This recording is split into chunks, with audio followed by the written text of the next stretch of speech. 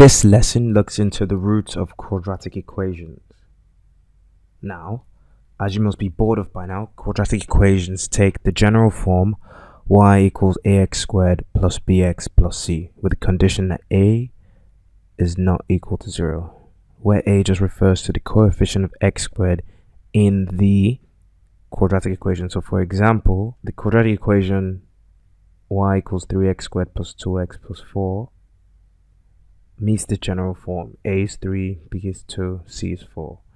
Similarly, this quadratic equation meets the general form. A is 2, a is not 0, a is 2, b is minus 4, and c is plus 1.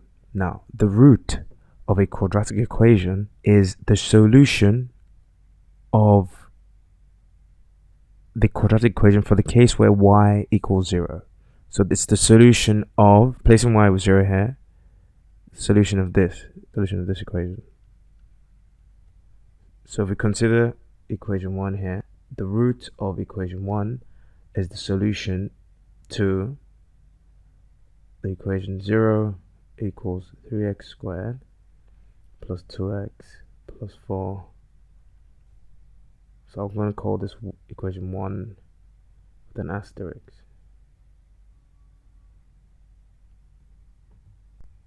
For the other given equation, equation 2,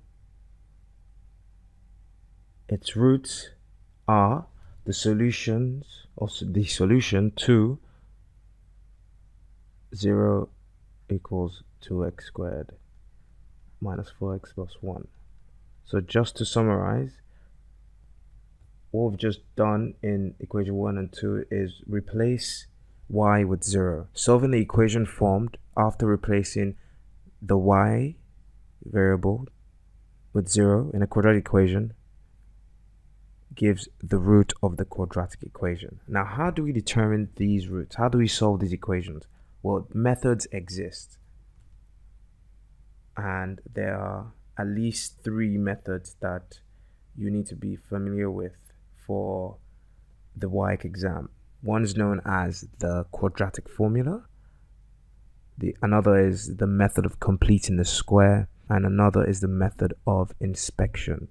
These solution methods for determining the roots of quadratic equation, and just for solving quadratic equations in general, will be visited shortly. But the key takeaway from this video is that the roots of a quadratic equation, let's just say roots, or the roots are solutions